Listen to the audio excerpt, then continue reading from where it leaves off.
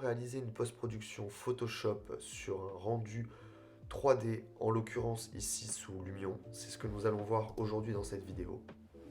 Alors je vais commencer par ouvrir des différentes vues que j'avais faites pour l'exemple. Donc ici, nous avons l'image de base et on va utiliser le filtre Camera Raw. On a trois images spécular, MetID, que vous voyez ici avec ce patchwork de couleurs, et les lumières, lighting. Donc ces trois rendus, vous pouvez les faire directement sur Lumion. En fait, lorsque vous sélectionnez votre rendu, vous allez cliquer sur S, L et M. Alors, S pour Specular, L pour Lighting et M pour MetID, ce sont les couleurs que vous voyez ici. Donc, revenons à notre image et on va la renommer. On duplique pour ne pas travailler sur l'image de base, bien évidemment. Donc on va aller dans Filtre, Filtre Camera Raw. Une fenêtre s'ouvre, des fois ça met un petit peu de temps. Une fenêtre s'ouvre, c'est une fenêtre annexe en fait, qui va nous servir à travailler sur des réglages particuliers qu'on ne va pas avoir dans les filtres classiques et les calques classiques. Donc ici, ce sont les réglages de base et tout un tas d'autres réglages comme l'étalonnage, les paramètres, etc. que nous allons voir juste après. On va commencer par augmenter légèrement l'exposition. Ici, on est sur un rendu sombre.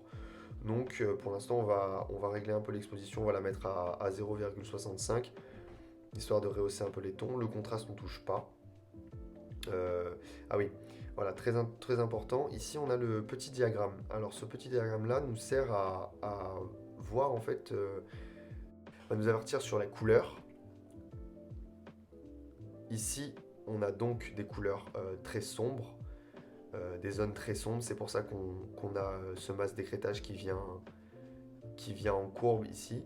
Le but, c'est quand même de garder une courbe relativement linéaire. Sinon, ça veut dire que des couleurs prédominent, il y a une saturation dans certaines couleurs de votre rendu. Donc on va se remettre à la taille écran. Voilà. Donc ici, je vais désélectionner l'avertissement. Parce que quand je sélectionne, on a toujours ces petits pointillés bleus. Donc on vient désélectionner. Et on va rehausser les tons foncés. Donc ici, on rehausse les tons foncés pour avoir plus de détails, plus de cohérence dans l'image.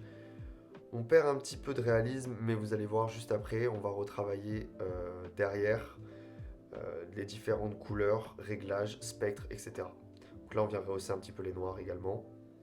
Donc, le filtre texture. Le filtre texture, c'est quand même un filtre assez puissant. Il ne faut pas en abuser, en fait, tout simplement, parce que on va se retrouver, regardez, je vous montre, avec quelque chose d'extrêmement texturé, une saturation de certaines couleurs. Et là, c'est absolument pas le but, puisqu'on perd complètement du réalisme. On va avoir par contre plus de contraste, mais comme vous voyez dans le diagramme, on a quand même des couleurs qui viennent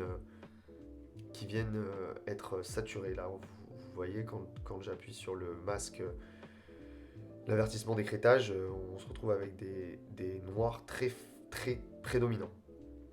Et à l'inverse, ici, si j'enlève tout, on va avoir quelque chose de beaucoup plus vaporeux, beaucoup plus doux. En l'occurrence, ici, c'est pas le but, mais ça donne un petit style. On peut trouver des images comme ça. Maintenant, libre à vous de choisir la texture qui vous conviendra. Je vous conseille de ne pas dépasser les plus 20. Après, ce sera très saturé, il faudra contrebalancer avec d'autres réglages. Donc ici, on va mettre un plus 5, peut-être 5, ouais, ça me paraît correct. Donc, c'est à votre goût. Après, voilà, donc plus 5. La clarté, c'est pareil. Un fil très puissant. Mais là, très clairement, si on le baisse, par exemple, voilà, ça, c'est un petit peu identique à texture. on va le laisser à plus 2, histoire d'avoir un petit peu de, comme vous voyez là, un petit peu d'éclairage sur notre premier plan, sur nos feuilles au premier plan. On peut me donner un petit peu de volume. Le voile ici, ça permet en fait d'ajuster tout ce qui est brouillard, tout ce qui est euh, pluie, brouillard, poussière qu'on pourrait trouver naturellement dans le rendu. Si à l'inverse je le pousse au maximum, ça va nous donner quelque chose de très saturé, par exemple dans le ciel, parce que ça va nous enlever complètement cet aspect nuageux qu'on pourrait avoir. Donc là, c'est pas le but. On va peut-être le mettre, oui, on va le remettre à 0, c'est mieux pour l'instant. Vous pouvez l'utiliser, certaines photos, je vais l'utiliser juste des fois jusqu'à même plus 60. Euh, bon là, en l'occurrence, on va le laisser tel quel. La vibrance et la saturation bon, sont deux filtres assez proches. Euh, Moi, j'ai tendance à baisser la saturation, étant donné que, bon, là, en l'occurrence, quand on la baisse au maximum, ça devient noir et blanc, et quand on la monte au maximum, comme vous voyez, bah, on sature complètement les couleurs. Donc j'ai tendance à la mettre entre 5 et entre moins 5 pardon, et moins 20 dans certains cas. Ici, je vais la mettre peut-être à moins 10. La saturation, c'est très important parce que dans la réalité, on n'a pas des arbres complètement verts. Euh, quelques espèces, bien évidemment, mais on est sur des tons assez naturels de vert qui sont relativement proches ici. Donc ça sert à rien de saturer l'image. Et puis ça donne un côté un peu plus naturel à la photographie, tout simplement.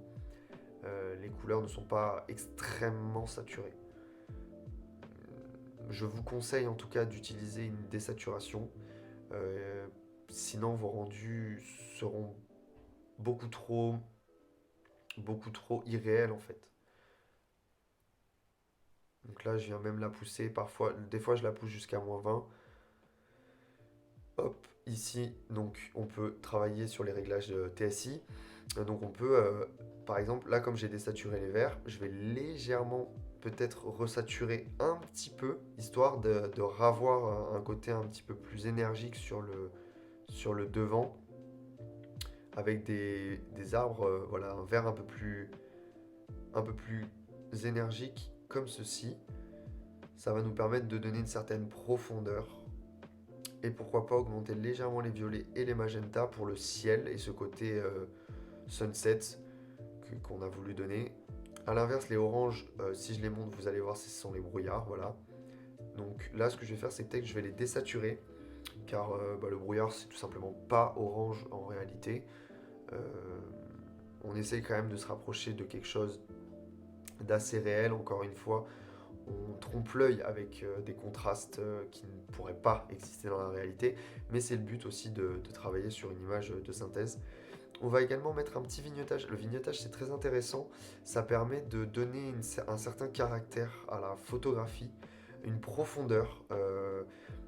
Ici, je vais le pousser, je sais pas, je vais faire des tests. Oui, peut-être moins 69. Bon, je vais voir. En tout cas, vous pouvez travailler sur un vignettage quasi 100%, hein, moins 100. Ça donne vraiment une profondeur à l'écran et ça permet une profondeur à l'image, pardon, et ça permet réellement de donner du caractère. Sur une photo, voilà, par exemple, là, si je pousse à plus 20, plus 100, pardon, en blanc, c'est pas le but, puisqu'on n'a pas, mis à part dans des cas extrêmes, mais on n'a pas de lumière qui sort du contour. Donc comme ceci, c'est très bien. On va mettre légèrement de grain. Alors le grain, ça va permettre de donner un petit peu de relief à l'image. Donc là, si j'en mets au maximum, vous voyez, ça fait un effet très sableux. Là, c'est pas le but. On peut parfois l'utiliser pour une post-prod un peu plus fantaisiste. Voilà, donc là, dans le ciel, il faut faire attention à ce qu'on n'ait pas énormément de grain. Voilà, donc on va faire OK. Ici, on se retrouve avec nos deux images. Vous voyez avant et après. On a quand même une bonne différence. On a retravaillé vraiment surtout la luminosité sans forcément augmenter directement la luminosité. Ça n'aurait absolument pas fait le même effet en fait. Donc faites très attention à ça. On va travailler derrière avec la luminosité, les courbes. Vous allez voir dans un instant. voyez qu'on gagne en détail et donc en profondeur. On va aller chercher notre spécular, CTRL A ou pomme A sur Mac, CTRL C, CTRL V. On vient le coller. Les lumières également, donc CTRL A pour tout sélectionner, CTRL C, CTRL V sur notre image. Et enfin, les couleurs, vous allez voir pourquoi, CTRL A, CTRL C et CTRL V. Ok, donc je vais les fermer pour libérer un petit peu de RAM. Donc ici, on va désélectionner ce calque également, et on va garder les spéculars. Donc les spéculars, on va les mettre en incrustation, superposition, pardon. Superposition, excusez-moi, hop. Donc on vient baisser légèrement le fond. Vous pouvez le baisser, voilà, c'est entre 40 et 10, tout dépend de votre travail. Ici, la différence est minime, mais ça se passe dans le détail. Par exemple, des feuilles, ici on va zoomer un petit peu. Vous allez voir. Donc là, on n'a pas de spectre, et là, tout d'un coup, on vient, voilà, légèrement, hop, éclairer les feuilles, tac, comme ceci. Ça a un peu plus de caractère, notamment sur la base, la face extérieure de la feuille, celle qui est en contact le plus avec la lumière. Ensuite, on vient sélectionner les lights. Alors, ici, on vient la mettre en produit. On vient baisser le fond à 15.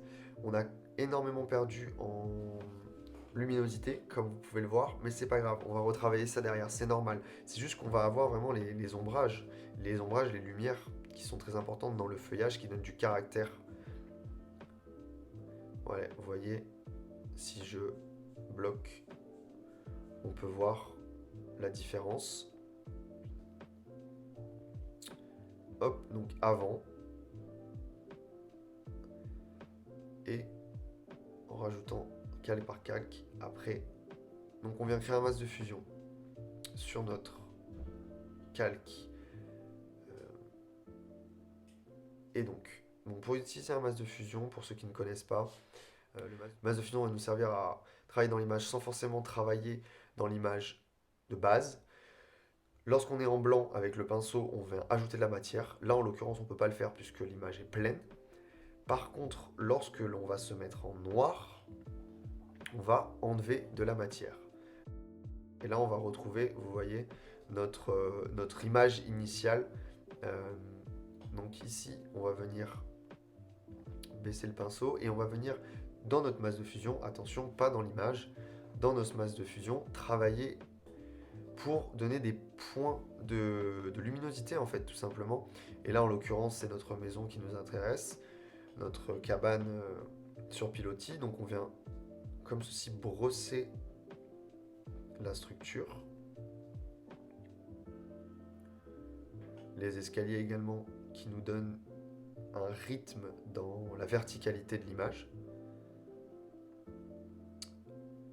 Hop, je viens réduire un petit peu pour travailler sur la structure de base en métal et voilà les contreventements, qu'on la distingue plus. On peut venir également éclairer des sujets à côté comme les plantes. Ici on est sur peut-être un genre d'oreille d'éléphant. Hop. Voilà. Venir baisser pour éclairer le toit également.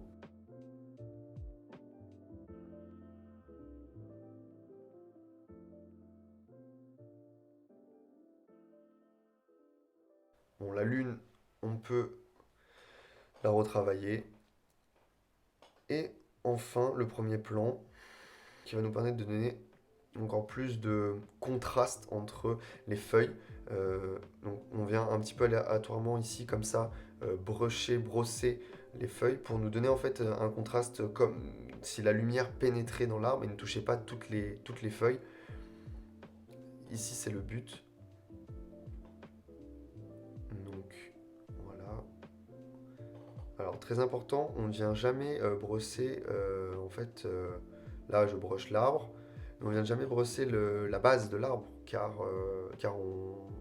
on perd l'ombre que donne l'arbre sur le sol et ça serait complètement, ça donnerait un aspect un petit peu, regardez si je brush, c'est un aspect un peu flottant au détail et c'est vraiment pas agréable à l'œil. Donc là, je me mets en blanc, je rajoute la matière.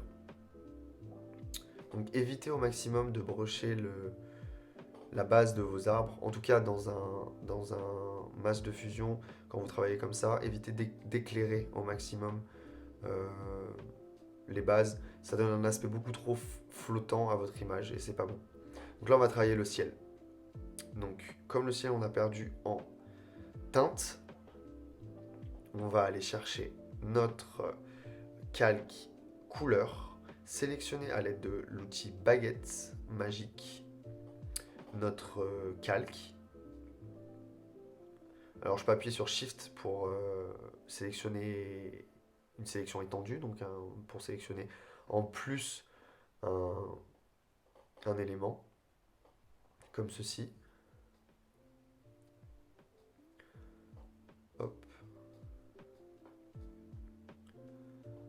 hop. Ah, je me rends bien compte que j'étais pas sur le bon calque. Voilà, donc il faut bien se mettre sur le calque couleur, hein. Sinon vous sélectionnez en fait tout simplement la sélection qu'il y a en dessous, donc le calque en dessous. Donc là on est sur le calque couleur, donc je viens sélectionner les noirs qui font référence au ciel. Vous allez voir pourquoi. Donc j'essaye d'y aller grossièrement. On désélectionne notre masque, notre calque, et on vient se mettre sur l'image de base. Et on va appliquer une exposition. Hop, où elle est? Elle est là. Donc on vient légèrement, vous voyez, appliquer une exposition qui va nous permettre de donner quand même un peu plus de caractère au ciel qu'on avait avant avec ce filtre qui était venu nous gâcher un petit peu la luminosité. Voilà, donc là on a quelque chose d'un peu plus naturel. Donc si on regarde, voilà, on a quand même augmenté l'exposition du ciel. On voit bien que la lumière vient de derrière, derrière les arbres, un petit peu sur la gauche. Hop. Et puis on peut venir appliquer enfin la luminosité à notre image, un petit peu de contraste, pourquoi pas.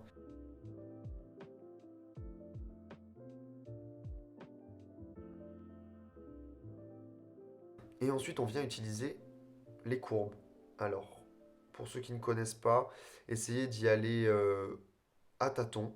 Vous allez voir, on travaille, c'est un outil assez puissant. Là ici, j'essaie de relever un petit peu les... Ça me paraît bien comme ça.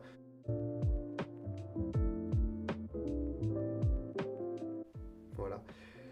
Donc, vous pouvez faire CTRL, ALT, SHIFT, E, et vous allez hop, fusionner tous les calques pour créer une image. Donc voilà, comme vous pouvez le voir, l'image ici, de base, et l'image que l'on vient de retoucher.